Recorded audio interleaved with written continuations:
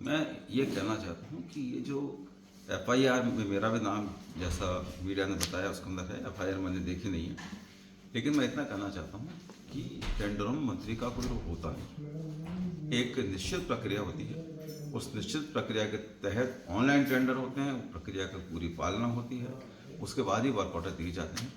जिन फर्मों का मैंने जिक्र सुना, हमने तो खुद उनके खिलाफ कार्रवाई की। जब मैं मंत्री था उन फर्मों को ब्लैक लिस्ट किया है, उनके खिलाफ उनके पेमेंट होके उनके वर्क ऑर्डर कैंसिल किए हैं, उनको ब्लैक लिस्ट किया है। एक एक्शन जिसने गलती करी थी उस एक्शन को सस्पेंड किया है। तो इतनी कार्रवाई शायद पीएचडी विभाग में कभी नहीं हुई जितनी मेरे मंत्री रहते हुई है। और ये जो जिन सर्टिफिकेट की बात करिए, जांच करें, सर्टिफिकेट लगाने में, उसकी जांच करने में, टेंडरों को फाइनल करने में इसमें मंत्री का कोई रोल नहीं होता। और मैं ये कहना चाहता हूँ, सुधांशु पत जी भी हमारे एसीएस रहे जो आज सीएस हैं, सुबोध अग्रवाल जी भी हमारे एसीएस रहे, ये इतने सीनियर लेवल के अधिकारी हैं कि इनसे ये उम्मीद करें कि ये कोई गलती कर देंगे, वो संभव नहीं होता। टेंडरों में मेरा ये मानना है किसी प्रकार की गलती होनी नहीं चाहिए, फिर भी जांच हो जाए, निष्पक्ष जांच हो, जो सच्चाई है वो सामने आए। सर पहले ईडी फिर सीबीआई में भी एक मामला इसी से आप इसी से अंदाजा लगा लीजिए। अब ईडी कोई कमी रखती है कि जांच में?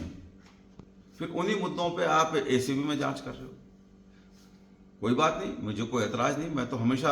मैंने हमेशा जांच एजेंसियों पे कभी प्रश्न चिन्ह नहीं लगाया। तो कहता हूँ कोई मुझे इंट्रोगेशन के लिए बुलाया जाएगा, जाऊंगा, पूरा सहयोग करूंगा और जो सच्चाई है वो उनको बताऊंगा। और मुझे इंट्रोगेशन के लिए बुलाया जाता है तो उसके बाद में वो सारी बातें जो मुझसे पूछी जाएंगी और या जो मुझे लगेंगी जो नहीं पूछी गई हैं लेकिन पूछी जानी चाहिए थी, वो सारी की सारी बातें मैं मीडिया के माध्यम से जनता के सामने भी लेकर आऊँगा। तो क्या पॉलिटिकली जो है टारगेट करने की जो पॉलिटिक्स है वो मानते हैं कहीं ना कहीं? वो मैं समझता हूँ कि मेरे से ज़्यादा बेहतर आप समझते हैं इस बात को कि क्यों हो रहा है, कैसे हो रहा है, आप ज़्यादा बेहतर समझते हैं। जनता देख रही है, जनता जानती है, पूरे देश की जनता जान रही है कि ये सब कार्रवाइयाँ क्यों हो रही हैं।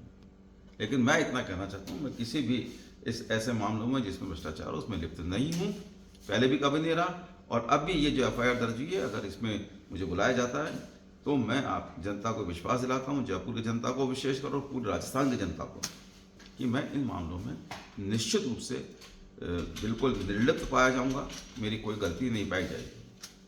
Thank you sir. Thank you.